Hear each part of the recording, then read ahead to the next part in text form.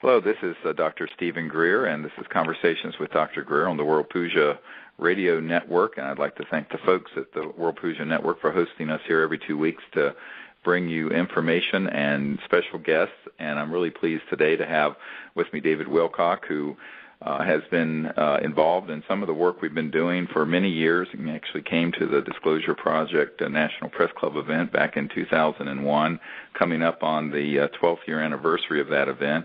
And he's going to be here to talk with me about higher concepts and consciousness and transformation and where we're headed as a civilization over the coming years and decades ahead. So thank you, David, for being on the show today. Well, thank you, Stephen. It's nice to be here. Yeah, well, tell the audience a little bit about how you got involved in all this, because I think some people don't know the backstory of how we met and when and all of that. And well, I came to the closed executive summary briefing for VIPs and members of Congress, which was on May 10th, 2001. I wish I could have been at the one in the National Press Club on May 9th.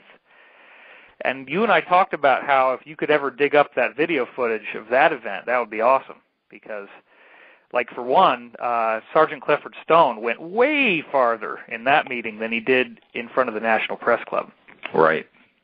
Yeah, they all had more time, right. Yeah, and the vibe was amazing because here we are in this room with people who are either congressmen or their aides, and of course I was not educated enough to know who was who, but I knew there were some heavy players in that room. Right. I sat right behind Helen Thomas, who was the doyenne of the Western media, more or less. Right. And I mean, you were on fire. The vibe was electric. There were 39 witnesses in the room coming forward, didn't know if they'd even live to see the next day. And they were speaking. They were brave, and it was an amazing. The vibes were just wonderful.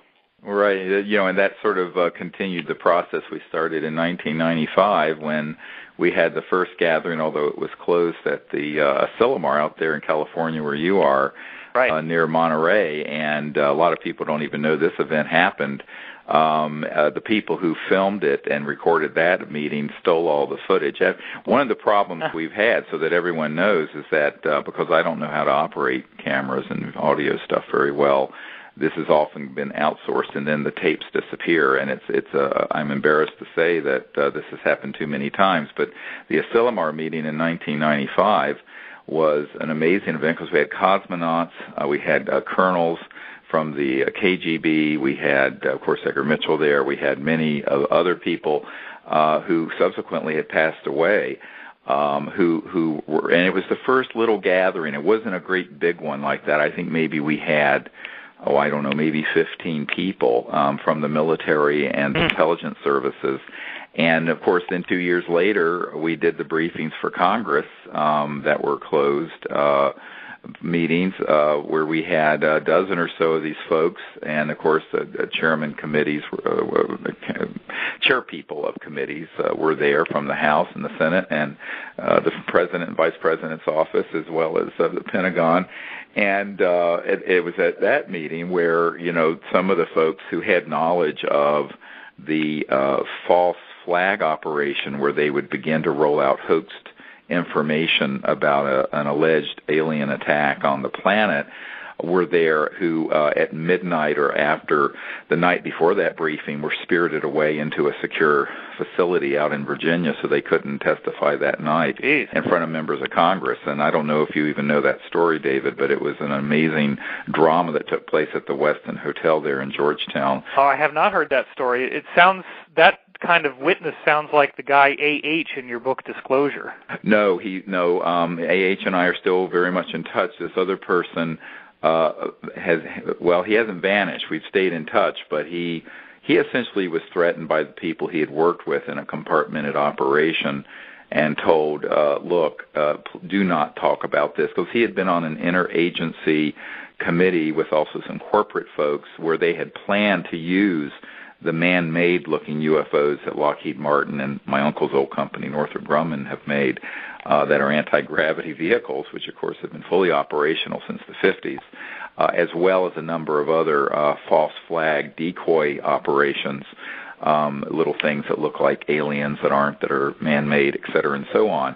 And that, this guy was basically saying that when he was on this interagency committee in 1974, that everything was set up so they could hit a button and they could make something that would be 10 times scarier than anything we've ever seen take place, and it would be 100% man-made, but it would convince almost everyone on Earth, including people in the National Military Command Center, that it was some sort of an ET invasion attack. And that they... How does it make you feel to hear this stuff? I mean... Well, the first time I heard it, I thought this is, excuse the expression, batshit crazy. I didn't believe it. Right. And then I heard it from that guy, and then I heard it from another person who didn't know that guy, and then I heard it from half a dozen others. And, what I discovered over the years is that 90% or more of the information out on the public airwaves, on the History Channel or on the Internet or in movies that deal with the UFO subject, is all concocted scare tactic propaganda that's been trying to build people to go from, the Cold War to terrorism to now asteroids, as Wernher von Braun predicted and Carol Rosin predicted, and now to this sort of this brave new world of there being a threat from the aliens, which of course is just nonsense. But what's interesting is the degree to which this had been planned and thought through over 40 years ago. Yeah, and movies are advertising. I've often likened it to the idea that if you just are standing there and all of a sudden there's a sword through your chest and you're dying, you don't have time to be scared. You're just like, oh my God. And that's well, it. Yeah, that's right. That's the first time I heard this stuff. Actually, to be honest with you, the first time I heard this information, I really didn't believe it, because when I first started out on this subject in 1990, I'd written to folks like Bud Hopkins and others, right. And I took everything at face value that those accounts were what they appeared to be, until I had people who came forward. This one man who lived out in Colorado had been, back in the early days before they had perfected these weird robotic-looking things like you see in Stan Romanek's videos that I've seen that are man-made. They had this guy had been on one of these anti-grav devices with a chemical warfare agent team that were doing abductions, and he said what we did, and he was a really short guy. He was like 4 feet something, and they did excellent what he called stagecraft to make him look like an ET. And they would do these things. And he says, you wouldn't believe how many people who are in the political and military system and corporate system and other people in the public we've done so that we could move their stories through the UFO investigations, abduction subcrowd, so that would become the narrative about ETs and UFOs. And he says this was all being done decades ago. And, of course, when I heard that from one guy, these are all very credible military guys, I'm going, oh, come on. The first time I thought, come on. And, one guy said, you can never tell this story, Dr. Greer, because if you do, no one will believe it. And the people who have been at that level of clearance will be killed if they come forward and get named, because it's much more sensitive stuff than Sergeant Stone or others have come forward. Or, yeah, and as you know, Stephen, virtually every ET contactee report prior to Betty and Barney Hill, whatever it was, 1962-63, virtually every contact report prior to that time was of human-looking extraterrestrials who were totally benevolent, not Greys. Of course, yeah. Well, I know the facility where they've been making these things. And, right, so it's like the technology wasn't available until the 60s, and prior to that time, the only contact reports were the real ones where people were getting the good guys. Right. Yeah. Right, and you're so correct, and it's interesting because we went from the one era into this other, and the turning point, I think, is in this CIA document from 1953, before any of us were born, even me, and I'm about to have my 6th grandchild, believe it or not. A scary thought to most people. Geez, what a guy to have as a grandfather, huh? But the thing is that in 1953, the agency, the CIA, has a document that I acquired after I briefed the CIA director that talks about I'm quoting, the psychological warfare value of the UFO subject and in this same document, engaging Disney Studios and other big studios to make cartoons and movies about the subject for their psychological warfare value. Well, that's 60 years ago now, David. Well, Stephen, as soon as you start saying this stuff, here's what's going to happen for some people. Right now, they're feeling sick, their stomach is dropping, their blood pressure is dropping, they're feeling dizzy. Oh, I'm sorry. They're starting to hate you. They're going to start to hate me. I'm not saying that you should be sorry, but let's acknowledge that there's a percentage of our audience that has what we would call in psychology a dissociative response when they start hearing this stuff, because they can't handle the idea of what you and I both know is called vertical integration, meaning you have corporations, military, government, finance, and media that has a cabal of interlocking directorates. Absolutely. But that's how this whole game is played, and people need to understand that entertainment is not random. And I'm sorry if it makes you feel sick and like you don't want to listen anymore and you're feeling really tired, like you have to close your eyes, but that's what they programmed you to do when you start hearing this stuff. Right, exactly. You feel anxious, you feel sweaty, you don't like it, you say, well, these guys are crazy, they must be criminals, they can't be telling me the truth, they're doing this just for the money, because they can't get into, you have to remake your worldview. I mean, you and I, we've been doing this for so long, you even longer than me, because you've been into it since the 90s, early 90s. Well, no, I had my first contact experience with the ETs when I was about 8 or 9, so that was in 1963 or 4. Wow. So, it's been, for me, about 50 years that I've been involved on some personal level. Yeah, and I was born in 73 and had UFO dreams ever since I could remember, like 2 years old, so. Yeah, that's cool, because, we can get into that in a minute, into the science of consciousness, which is, I know, a love that you and I both have. And, of course, This is the show to talk on it, because we're on the World Puja Network, where everyone listening understands the science of consciousness, the non-locality of mind, and the omnipresent nature of consciousness. And kind of a big deal for you and me to speak at the same time. You were the only guy out there that had insiders in the 90s, more than one or two. I mean, there were a couple people who, wrote a book about that colorful UFO sighting, and I forget. But most of the other authors out there really didn't have the real deal insiders. And then you showed up in the mid-90s when I became aware of you on Art Bell, and I said, my God, this guy's got it together. You're briefing acting CIA directors, you're talking to people at very senior levels of government, people, Podesta and the Clinton administration. I hope that's okay to say on the air. Oops. Sure. No problem. Okay. Yeah. I mean, Podesta went on the record publicly in favor of disclosure, and of course, it's well known that I briefed the CIA director, although Woolsey subsequently tried to cover up in a clumsy attempt. I always say to people, that it came up recently when I was on the Joe Rogan show a week or two ago, and people say, that Woolsey put this thing out. I said, yes, and I have a letter from his point of contact to me setting up the briefing, and of course the cover story was a dinner meeting, and they tried to make it like that wasn't the purpose of the meeting at all, when of course it was, and we have the proof of it. And I said, look, you're dealing with Washington and lawyers and politicians, and I know this sounds cynical, but I tell people, how do you know they're lying? Their lips are moving. So I know that's an outrageous thing to say. It just happens to be a true thing to say. But well, I think people are getting it now. I mean, they are. It's interesting that I say we colloquially because I was just an admirer of the work back then, but I did show up at your event, and it very much felt like a team, and that we were all working for the same goal. We all knew that being in that room could get us killed. We all took the same risks in some ways. And then you got washed out by September 11th, just a few months later. The momentum for disclosure was building. Everybody was starting. You had the world's media in that room. I was there when when Sergeant Clifford Stone broke down in tears describing extraterrestrial crash retrievals.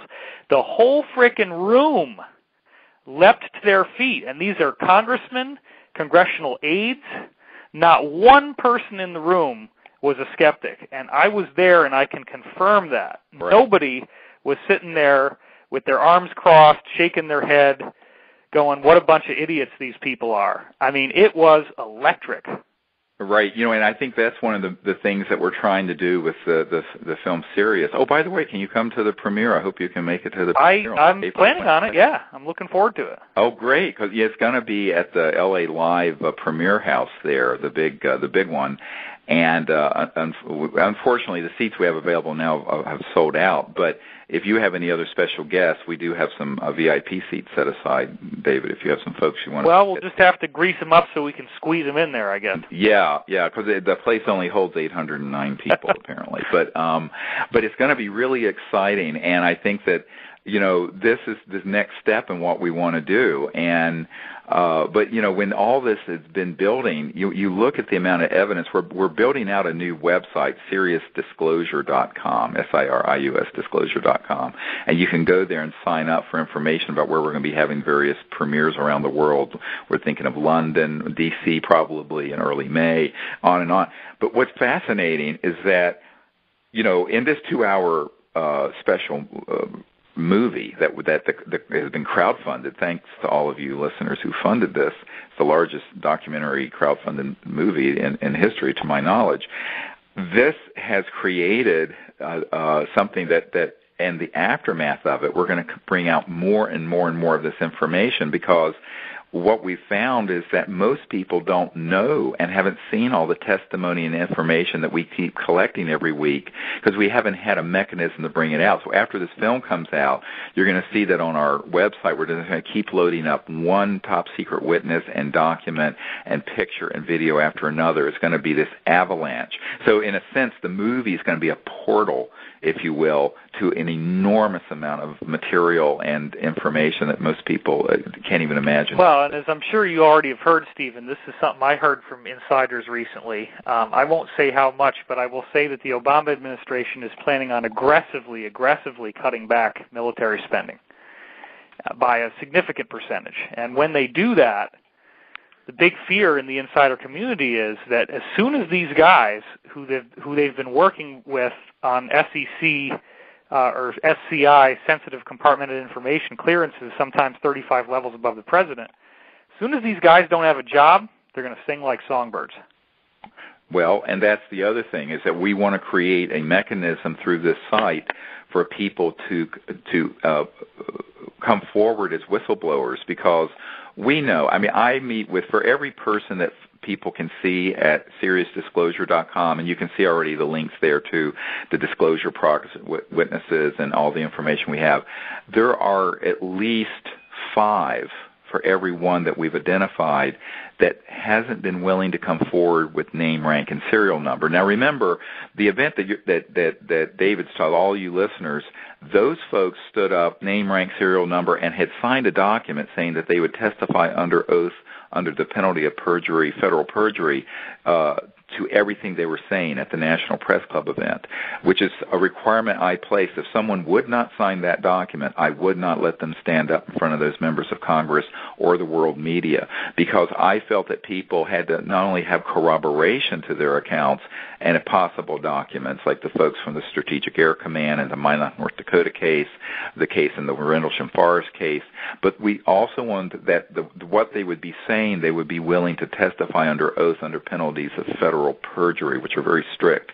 So we set it up that way on purpose, and it wasn't to be draconian at all to the witnesses. It was to establish a very high bar that we had to have so that people understood this was extremely serious, because people were basically coming forward, as you pointed out, and exposing a large, what Eisenhower called the military-industrial complex that had gotten into such levels of secrecy that it had become illegal.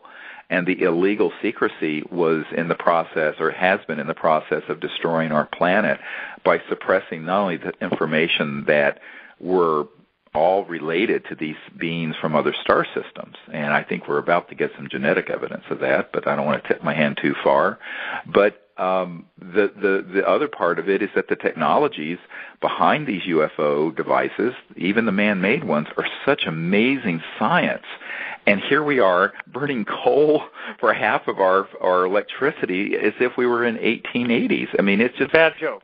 It's just ridiculous. And, I mean, imagine how we must be regarded by these other civilizations because, as Kaku says, we're not even a level 1 society yet. We're still here squabbling over resources, and we're going to build this Keystone pipeline bringing the tar sands out of Canada into the States when we haven't needed fossil fuels since 1908 when Tesla with Stubblefield had their Earth battery generator running his farm. Yeah, I wrote a New York Times bestseller book in 2011 called Source Field Investigations, and one of the things I quote in there is that the Federation of American Scientists showed that there were over 5,000 patents classified. You gave me that data, and I asked you if I could use it in the book. Sure. 5,000 patents of energy devices classified by the U.S. government, including anything that's over 20% efficient at converting energy. Correct. So you're automatically going to be attacked, bought out, threatened, or otherwise stopped if you invent anything that works better than coal, oil, or gas. But, that's the whole divide and conquer thing, David, that we're trying to overcome with the film Sirius, because what we want to do with this is that we have been resisting. We've had some very big distribution companies approach us. I won't say who. We're saying no at this point. Here's what I think needs to happen. Everyone listen up, sit up right now. A year ago, I was at a conference with about 1,000 people, and I announced the concept of doing this film. I said, but I think we need to make it so that every man, woman, and child on Earth becomes a distributor. And we're signing up with a online video-on-demand service so that you, for example, can host and send out that movie and send it out virally. And the people who view it, there'll be some nominal charge to see it. You'll get a percentage of that for everyone listening. Same thing for everyone on this call listening. Everyone can be an affiliate because it's this super program. It's this amazing program that'll let everyone. So if through your network 100,000 people saw it, you'd probably be able to have $100,000 to advance your research. If the Noetic Sciences people did it and had 100,000 people, the idea is that we want to create this viral juggernaut that puts it out there, but then all the proceeds that come to the company that has done the crowdfunding, Sirius Technology and Research, all of those funds are going to go into our energy fund to build our own lab. Why? Because we need to outfit a facility where we put these geniuses, you know some of them, David, I know quite a few of them, who have been in this divide and conquer world of secrecy and compartmentalization, where we put them under one roof and we live stream what's going on in that lab. None of it is secret. It's open source. And we get these technologies built up. And with the information I'm sitting on, I think that in less than a year, we would have a version 1.0 device that would take us out of fossil fuels. At the most 2 years. I think probably under a year. Because I have people who have handed off thousands of pages of the kind of stuff you were referring to in this Federation of American Sciences document that talks about the 5,135 patents that have been sequestered and kept secret. So what we need to do is understand is that if we can make this film go viral and push it through the system without big corporations buying it up and black shelving it, that we'll be able to raise the funds in a few months to get this whole energy thing done properly. Because, the problem is we tried with the Orion project to do that. We raised enough money, it wouldn't even have bought the equipment for the lab, unfortunately. I'm hoping this film will create enough awareness as a major motion picture documentary release to create enough revenue so that this laboratory and research facility, staffed with the best engineers, electrical engineers, physicists, materials management people, project management, will be able to stand up this year and begin to build out these systems, because we know a lot of people have them, but the ones who tried to do it the way you were suggesting, one lab at a time, one secret facility at a time, in their garage one at a time, those guys get picked off. They're either slapped with a national security order, which is what is called an NSO, their patents are seized, or they have, thugs that come in and threaten them. Or if that doesn't happen, they're simply bought out by a large corporation, and the technology is put on a black shelf. I know a man who's a United Airlines pilot, the 747, who grew up with an inventor who used to invent this kind of stuff, and it was, the big motor companies and oil companies would buy up his device and put it on a black shelf. He'd invent another one. He retired doing this. Well, of course, he made a lot of money, but it never got out to benefit Gaia and humanity. We've got to break this cycle where it's all about, inventor greed and the secrecy that you see in Silicon Valley and these high-tech centers. So our whole vision for what the film Sirius is going to do is to create the resources so that we can do this very openly and bring these technologies out with a strategy that avoids the pitfalls of the last 100 years where it's been this divide and conquer. And, that's what we did with Disclosure Project. If you look at all these top-secret military and government witnesses, we didn't dribble them out. We had them come out all at once. Why? There's safety in numbers, there's credibility in numbers, and it creates a zeitgeist, a force that changes. And that's what we need to do with this energy effort, because the world is running out of time, and we've got to fix it. Well, let me ask you this question, because I read most of the comments that people write, and as you know, they can be very sardonic and cynical. Oh, yeah, everyone's always cynical. Everybody's going to say, okay, Mr. Greer, Dr. Greer, if they can call you doctor, they probably can't stoop to that, but you are a medical doctor, you have a credible academic background, you've been doing this for many, many years, and they're going to say, how could he possibly be involved in this stuff and not have been compromised? If you're talking about threats, if you're talking about people showing up with guns or threatening you or buying you out, how could you not have been bought out, threatened, or otherwise? And, of course, I don't know the answer because I'm on the outside. I've watched your work. You were gracious enough to invite me to speak for the movie, but I haven't even seen the movie at all, so I'm looking forward to it as much as everybody else. But how did you avoid the pitfalls of doing this and all the different ways that people would try to compromise you? Well, first of all, we didn't avoid it. I mean, I've been threatened. I had 3 people on my team killed, as all of you know who've read my autobiography, Hidden Truth, Forbidden Knowledge, which you can get at SiriusDisclosure.com. Back in 1992, a very senior military official who had been the head of Army intelligence offered me personally $2 billion if I would shut up and fold this operation and join him. I told him no, that I'm not for sale, and then he went to my wife and tried to cajole her into convincing me to do this. So the reality is all the things you've mentioned have been offered or threatened. I just haven't taken the bait because I think I have my own moral compass. I don't consider myself a perfect person by any means, and anyone who spends any time with me knows I can be rather irreverent and profane and outrageous. However, I have my own moral compass, and when I was 17 years old, I had a near-death experience, and I had this divine consciousness, cosmic consciousness experience, so that I know there is no death. I also know that our conscious life being within our physical body goes on forever. And while I'm not religious, I have a very spiritual center, so that when I'm threatened, that's what I am anchored in, or when I'm offered a buyout, that's where I'm anchored in, because our time on this planet is really a very short period.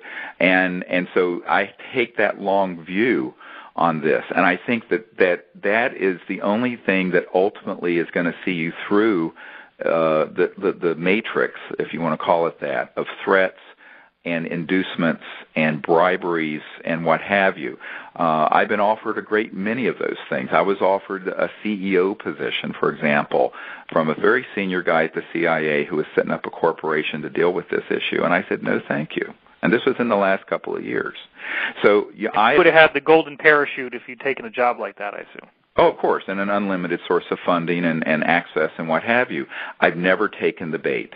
Now, of course... So you could have been involved in the UFO backstory and be in the classified world if you'd taken these invitations.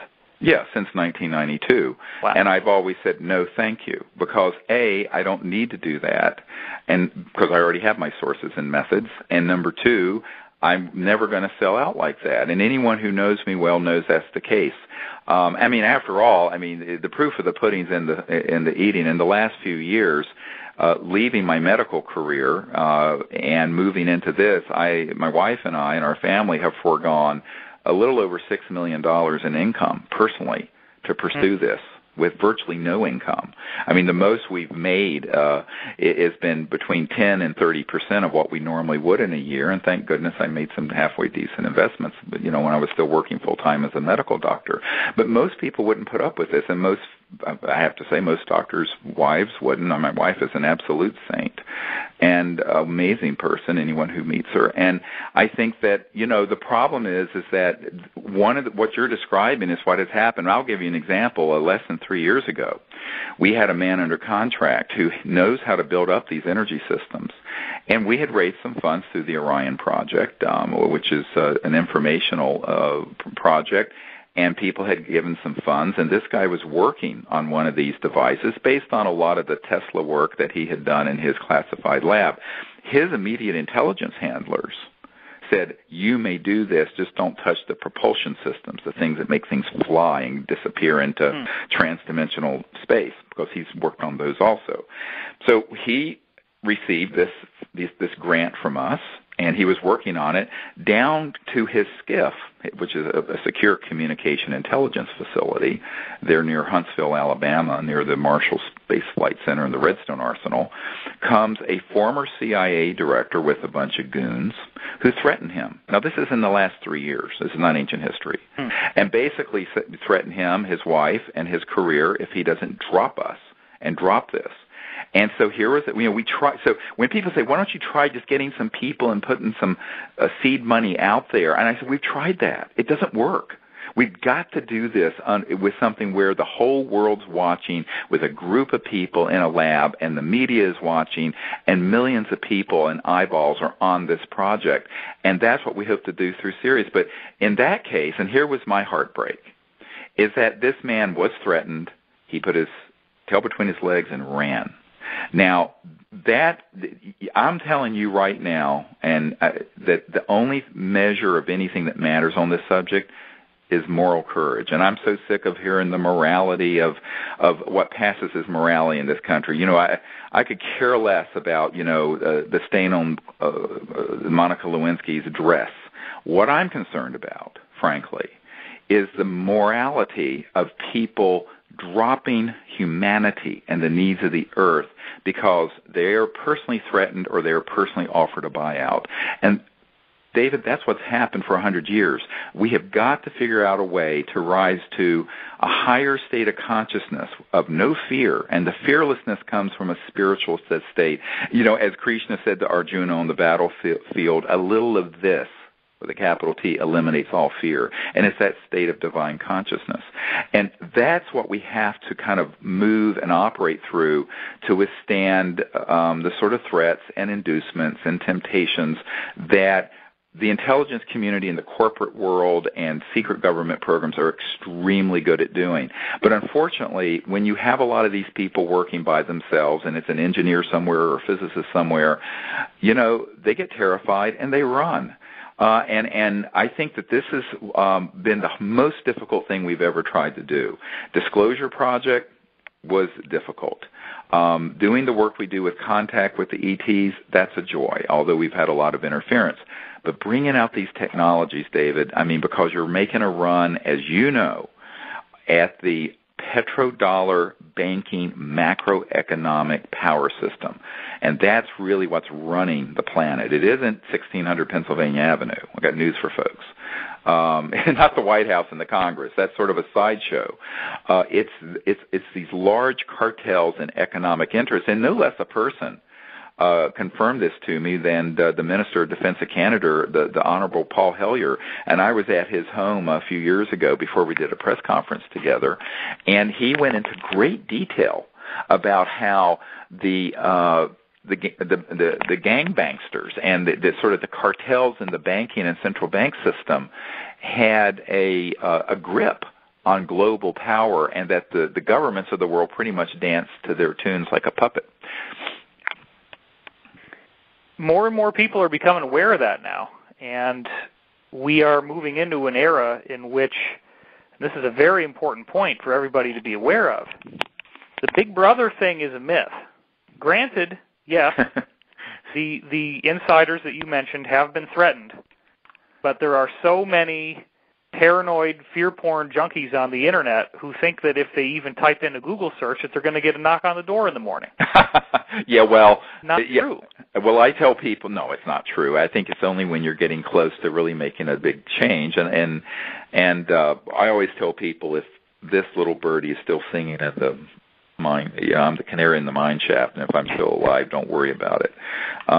But I think that the other point is that we do have good people helping protect us, but also we have a lot of people praying for our protection, which I welcome from the World Puja crowd because they're very conscious people, and I believe in the power of meditation and prayer. But I think on top of it, you have a lot of folks, and this is something I don't talk about that often, but there are a lot of folks in the covert world who want to see this happen, but they're afraid of sticking their necks out too far. They'll end up like Bill Colby, who was killed trying to help us, as you know. Yeah. Now, people don't know the story. There was a CIA director, Bill Colby, who back some years ago, right before he died, was going to meet with a member of my board of directors and hand off one of these free energy, for lack of a better word, energy generation devices and some seed funding so we could quickly get it out to the world. This is, I think, in the mid-'90s. And the week he was going to meet with us, he was found floating down the Potomac River. It was quite obvious. Even his wife went on CNN and said, look, we don't know why he would have gone out on the river allegedly canoeing in a rain-swollen, flooded river leave the house open, the coffee maker on, the computer on. It's very, very suspicious, and yet it never really got investigated. Recently, his son wrote a book thinking that maybe he'd gone and committed suicide, but it was none of the above. A colonel who was best friends with CIA Director Bill Colby told us personally that he was in fact killed because he was going off the reservation and leaving the so-called majestic cabal behind to help do this. And so that became a shot across the bow during, of course, the Clinton administration that frightened off a lot of folks. But that son of his wrote that book, which also is a documentary, and I don't remember the title of it, but you can look it up on iTunes and watch it. It's really pretty darn good, and it gives you a lot of backstory that establishes Colby. Colby was, just for people who don't know, I didn't know this till I watched the documentary, he was essentially the main fall guy who took the secrets of the CIA and exposed them post-Watergate, post-Vietnam, and basically was the guy who had to, apologize to the world and insisted that this was the only way we were going to move forward was to tell the truth. Right. And that's the most poignant part of the documentary, because you're seeing how this one man essentially embodied the secrecy of America and said, now is the time to tell the truth. And there's a strong leitmotif in the movie, subconsciously I felt it, that he was ready to do that cycle again on a much bigger level with you. That's what he was doing. And the filmmaker didn't do that in the film, but that's what I saw as soon as I watched it. Well, the filmmaker and the son and the family don't know what I'm talking about right now in this interview. And what I'm telling you is that, after my assistant, Sherry Adamak, died mysteriously, and there were 3 of us that got aggressive metastatic cancers the same month. And everyone died, but me. I was the only one that lived. I was supposed to die first, as you know. Did you do hardcore juicing and a nutritional intervention? All that I did everything: prayer, meditation, conventional medical, and everything you can think of. And so here I am. I'm still alive and free of it, as far as anyone can tell. However, when the CIA director wanted to do this, his best friend, who was a retired colonel, told us that, at this point, this was 20 years after he had done all this stuff with the CIA secrets and stuff after Watergate and what have you, and Vietnam, and he felt it was just a crime that all of this UFO information and these sciences and technologies were being withheld from the planet, because he saw how much poverty and suffering and environmental degradation, and that it was all easily fixable. And he knew it. And so he was getting up in years. He certainly knew. I mean, the colonel who came to Sherry Adamak's, my assistant who died, at her wake. I was there by her bedside when she passed away, and then we had a funeral and a wake, and this mysterious man shows up, and he was ushered in by someone that I know, I'm not going to name, who's worked with me for 20-some years, and it was this colonel who had been best friends with Colby, who had died not long before this had happened to us, and he said, look, the colonel said, we both have had terrible losses, but we can't look back. We just have to keep going forward. Wow. Now, I have to admit, I was very depressed for a couple of years, and it was very difficult. So, this has not been a cakewalk by any means. I don't mean to make people think it has been.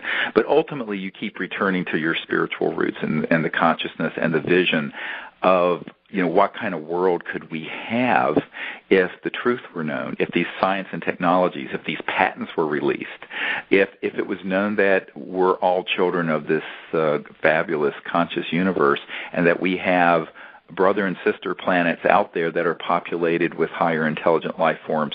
I mean, it is such a huge change in our society.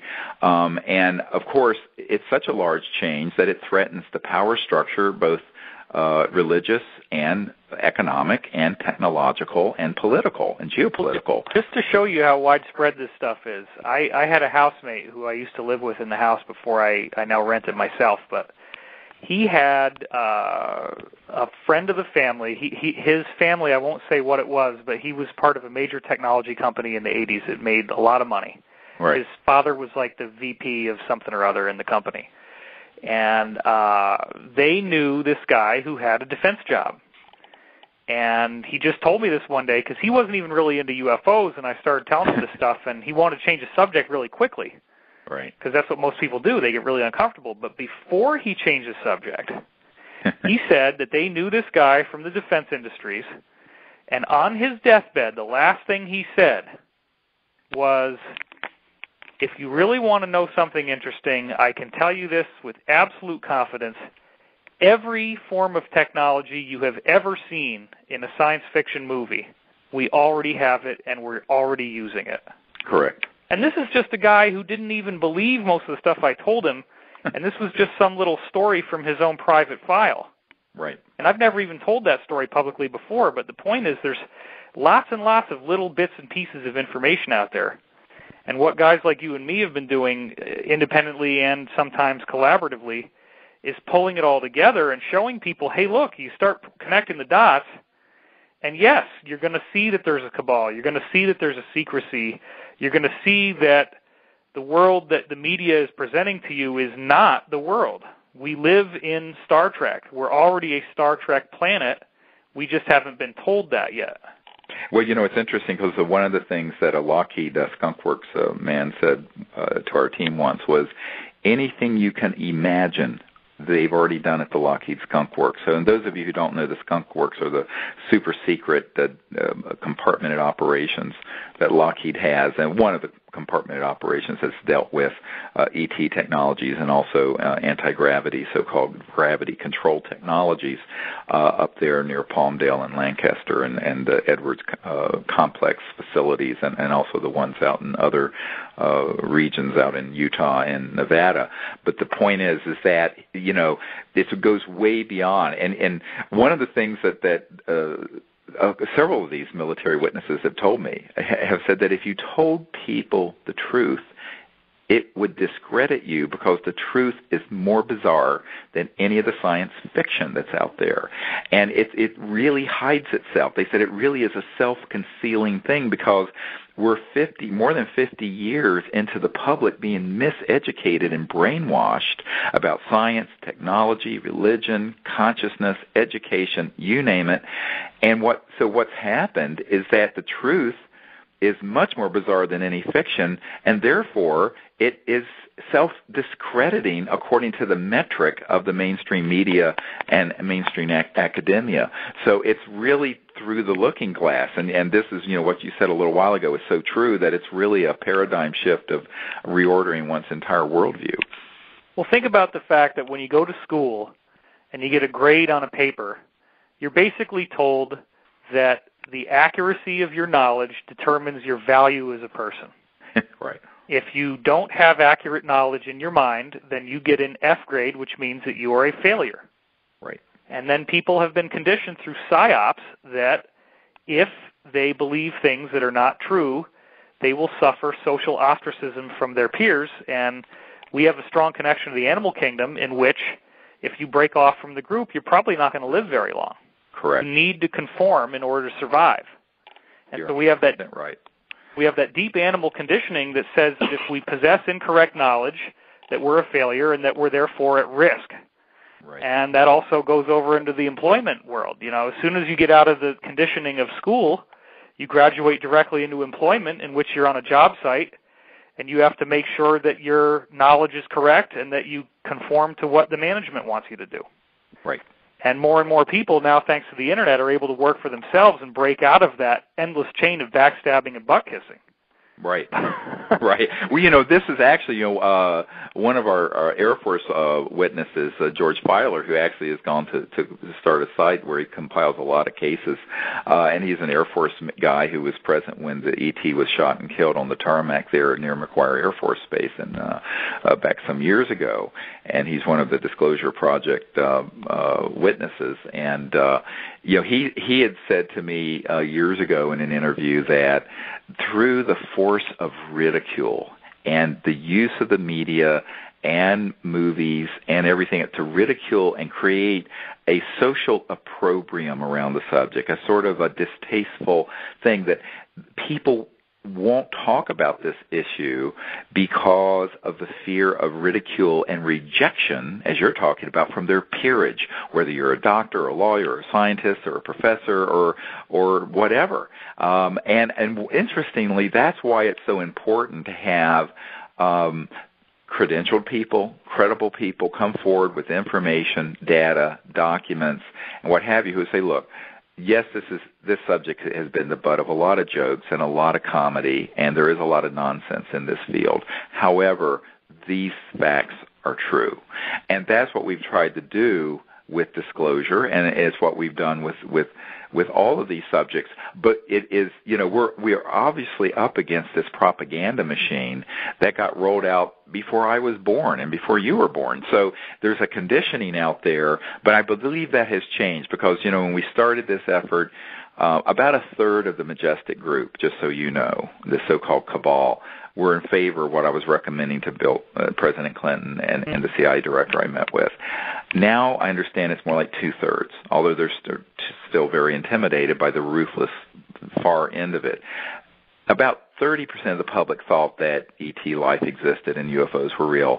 Now it's in the 50 to 60% range. And in fact, 43% in a recent poll that just came out 2 months ago of the public think that they're here frequently on the Earth, not just that they exist in space or may have visited the Earth. So the point I'm making is that there has been a huge shift on this, and yet within, quote, polite circles and academic circles in the mainstream media, this is still very much the giggle factor stepchild of news. And that's something that is going to need to change, and we hope to see that it changes further. But ultimately it changes by one person at a time coming out, speaking their truth, sharing the information, and then pointing to people to the credible evidence, documents, videos, photos of ET craft, top secret guys coming forward. Because I know that when I was on the Joe Rogan show, he didn't know, a lot of his listeners didn't know that we had that much evidence sitting around. But of course, it is. But you have to go and look at it and read it. We're going to try to make it a lot more available because, we've never really had a professional webmaster and website, and that's what we're building right now. And before April 22nd, when we have the world premiere of the film Sirius in Los Angeles, we're going to have all of that information up so that the film will then link into the site, and there will be, because in 2 hours of the film you can only get a little bit of evidence, but then there'll be just dozens, thousands of bits of information and whatnot in one place as sort of a clearinghouse, and that will be very exciting. I hope to even have the entire briefing I put together for President Obama in 2009 in there, at least the parts that I'm allowed to put in. Well, that actually brings up another subject that I was already wanting to ask you. Maybe telepathically you got that. Yeah. Or not. It could just be that I'm just taking an opportunity. But I was recently tapped to be in a very, very popular television show, and I will not say which television show. But the production company contacted me, and they handed me a list of questions, and they spoke to me on the phone. Right. The focus of the show because they had seen that I was doing some really intense conspiracy theory type stuff on the Internet. The focus of the show, and they basically came right out and told me in the questions what they wanted. They wanted to take all of this stuff that's going on with people starting to wake up to the things that are going wrong in the world, and they wanted me to blame American presidents for all the problems. They wanted as many specific stories as I could come up with for American presidents causing all the problems in the world. And I had this phone consultation with them, and I said, look, you know, the bottom line is you got oligarchs who have had dynastic financial control. This goes back to the Roman Empire, the Catholic Church. The Rothschilds took over Europe. The Rockefellers took over America. They pooled their resources into the Federal Reserve System. The U.S. dollar was outsourced in 1913. It's lost 96% of its value since then. $26 trillion were paid in bailouts to private banks, many of which were not American, and that's almost half of the global GDP. Right. I don't think the problem is the president. And then they said, they called me back 3 days later, or they wrote me back and said, well, the team has decided to go in a different direction. Yeah. Well, and, you know, here's one of the problems. Everyone's looking for a scapegoat, and I always tell people, you know, the emperor has no clothes. One of the embarrassing moments, it wasn't an embarrassing moment. It was a poignant moment. And I'm sitting here, and imagine, you know, I'm a 30-some-year-old medical doctor who's flown up to Washington to brief the sitting CIA director at his request on this subject. Wow. Just that's crazy. Put your mind around that for a moment.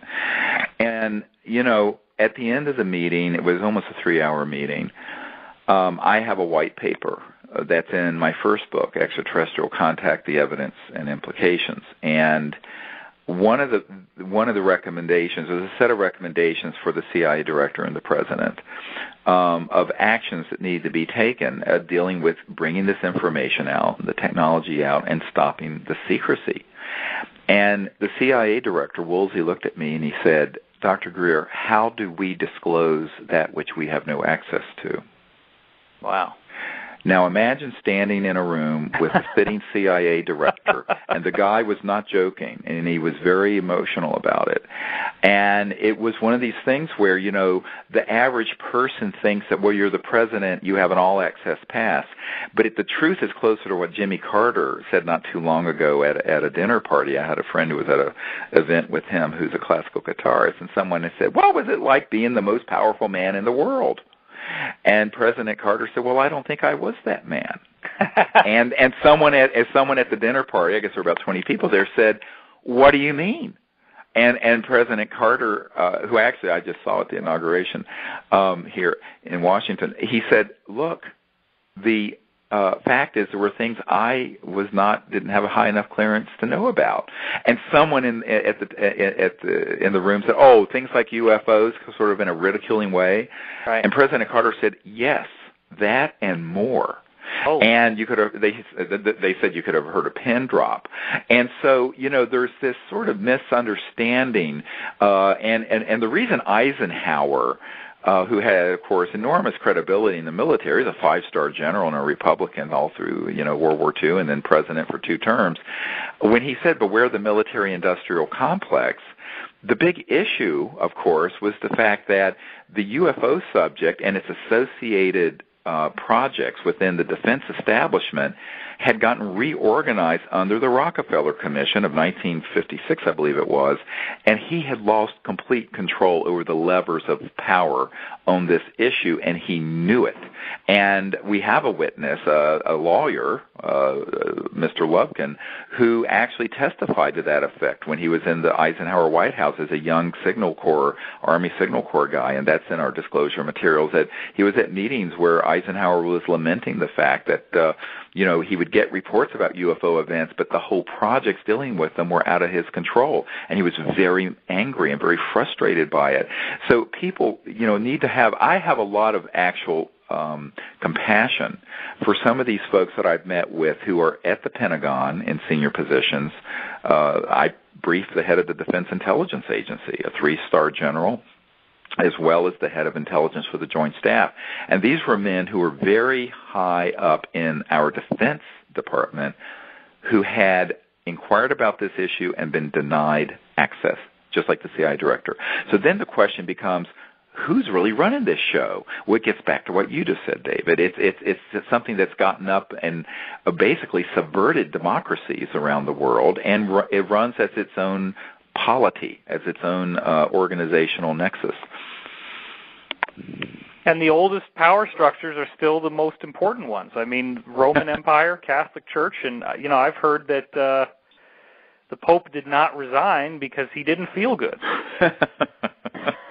Well, there were a lot of problems. I'm going to leave that. I have bigger fish to fry, but I'll just tell you, I will say this. When I've been at the Vatican meeting with very senior people, senior theologians to the Pope and others, and there is widespread support, but not unanimous support, for not only disclosure but peaceful contact.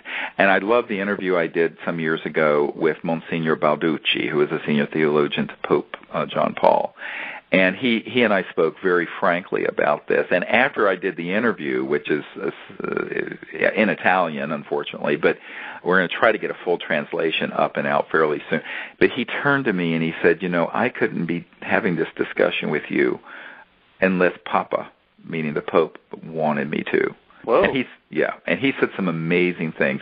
Before that, I had some meetings with people with the Vatican Security Service and Intelligence Service because they knew of the briefing that we had put together and then the best available evidence that Lawrence Rockefeller had put together for Bill and Hillary Clinton at the ranch there, the JY Ranch out in the Tetons, that I visited some years ago, and that they really were very interested. In fact, they said, "Would you allow us to have that briefing?" I said, "Of course. I mean, I'm not doing anything secretive at all with this."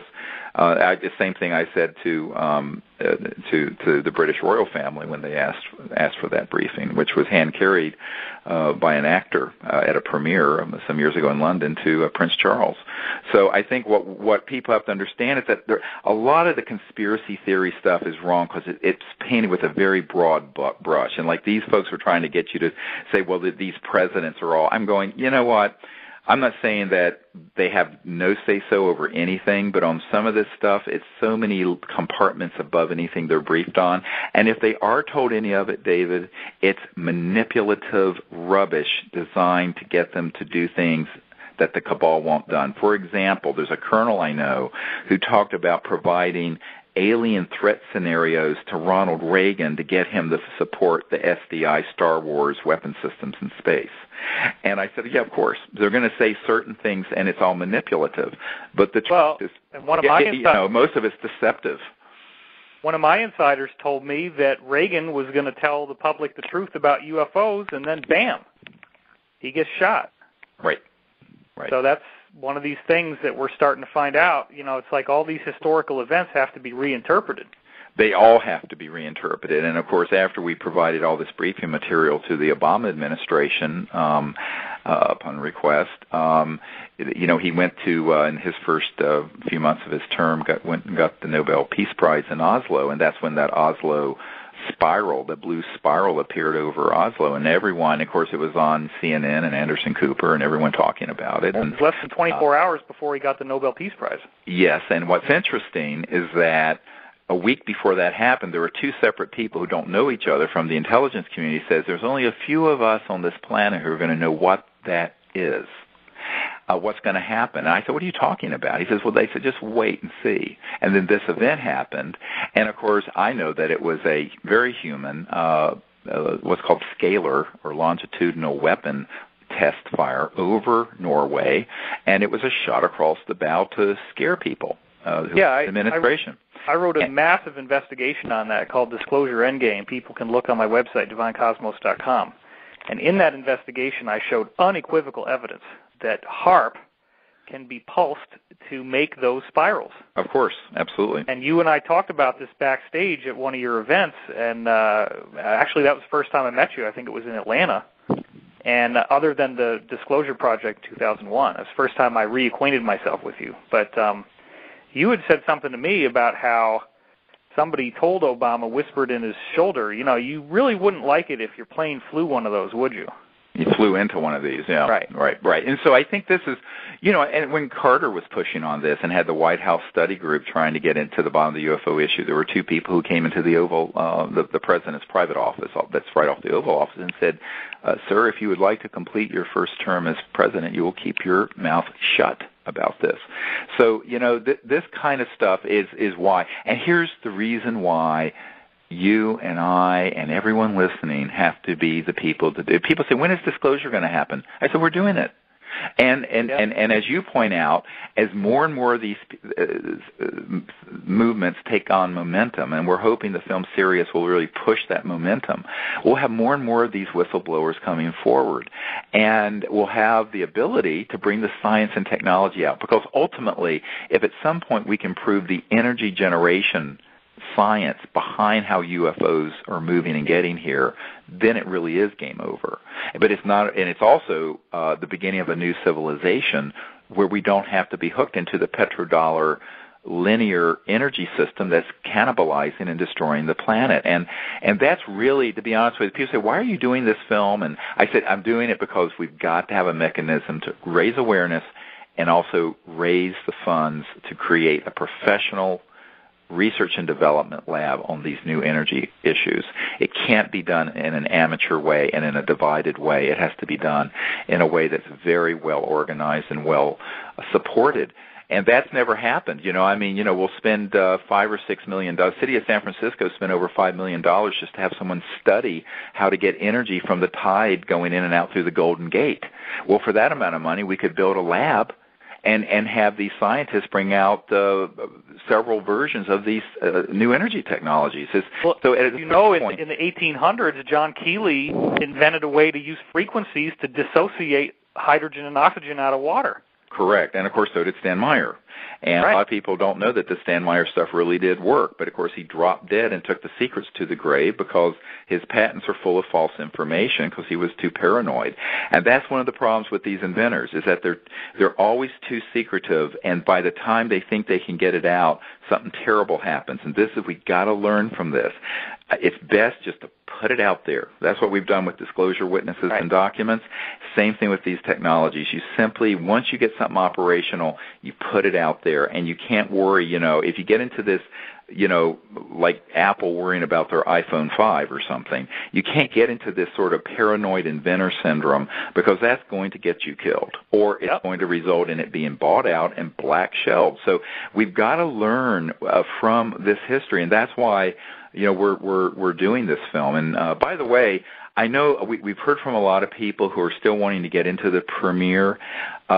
We have about 200 seats more that we might be able to release that have been committed to the people who crowdfunded the film. I want to be very clear on this. But we're waiting until a few more days to see if they're going to be able to come. I mean, people donated from South Africa and Australia and New Zealand and Russia, and a lot of those people obviously are entitled to the 2 tickets that their donation for the film entitles them to, but they're probably not coming. But we're waiting to hear an RSVP from them. Répondez, s'il vous plaît. Yes, before we release their tickets. So people, if you want to sign up at Sirius Disclosure, SIRIUS, disclosure.com, and you can just put in your email address, and we will send you notifications of where we're doing these premieres. But for the LA premiere, I think we're probably going to be able to release another 200 or so seats. But right now, we have to give, the right of first refusal, as it were, to the people who are entitled to those tickets who made the donations to the film. But we know that many of them aren't going to be able to come. But it is April 22nd at LA Live, and we're probably going to be doing one in Washington, D.C., the week of the mock congressional hearings that Bassett and his group are doing. And then we're going to have one here in Charlottesville, Virginia, near the University of Virginia. And we hope to have a premiere in outside London or in London this summer, so stay tuned about that. And everyone, I really want people to visualize this, that everyone listening who's concerned about these new energy issues, the future of the world, higher consciousness, and our new civilization, you can all become a distributor of this film by signing up. We're going to be, if you sign up at our site, we'll send you a link that the Video on Demand group is setting up, where every single person, say you've got 200 people on your email list, you can become a distributor to those people. And this is how we'll turn it into something viral that just keeps going around the world over and over. Right. And David, I'd invite you to do the same, because this would be a fantastic, and if you have a pet charity you want to donate the funds to, or if you just want to put the funds back into the new energy lab we're proposing to build, you can do it either way. And I think this is how we can really build a momentum where we don't have to go to corporations, government, or even just rich individuals to fund this energy work, but it's done by the people, for the people, and will be, just like the film will be distributed by the people, the funding for this new energy research needs to be done by the people in a way that it can't be taken down by one big funder or one corporation. So this is the very viral new media model that we're wanting to experiment with, and all of you who are listening who won't be part of it, I appreciate your help in networking and making that happen. Stephen, I also want to point out that something you said back in the 90s when I was just a fan on the internet, just like everybody else, wanting to learn about this stuff, you had said publicity is protection, and it seemed such an oxymoron at first. What the hell is he talking about? If you go public, you're safe. But the thing people have to understand is that it's the strength in numbers that actually protect us, not being afraid that if you donate money or if you get involved that somebody's going to come after you. It's just the opposite. Correct. And that's what we did with disclosure, and that's what we've done with everything we've done with contact. Now we have thousands of people on CE5, Close Encounters of the Fifth Kind contact teams, and you can see a world map. There's a link from our site to that, and you can become this team, part of this team. By the way, all the contact, the meditation protocols, the electronic tones that we send out over radio waves to the ETs, the whole protocol is now on an Android app and an iPhone app that you can get, and it's linked from our store, and there have been thousands of people doing it. We recently got a report from a truck driver in Eastern Europe who was practicing these protocols, and an ET craft came right over his truck, and he stopped and had this amazing contact experience. Oh, God.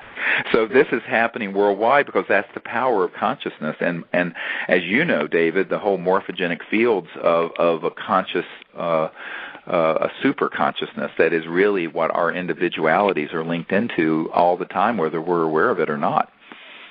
Absolutely. All right. Well, this has been a wild ride. Thank you for bringing me on your show. I'm thank you, always David. amazed to hear your stories. It's like you are the only guy that's done all this stuff out there, and you really blazed the trail for the rest of us, and I might add that you did it during an era where the hate was much worse. So I think you encountered a lot more BS than people after you had to, because now it's becoming more socially acceptable. But back in the day you were doing this, I mean, people either loved you or they hated you, but right. Either extreme. Right. Well, some things never change, but I do appreciate, David, you being on the show, and let's do it again. And I look forward to seeing you and everyone else at the premiere in Los Angeles on Earth Day, April 22nd, 2013. Sounds like a wild party. 800 people? I'm there. Yeah, and there's going to be an awesome after party we're going to have nearby at LA Live, and it's just going to be amazing. So, wow. Yeah. Cool. So thank you.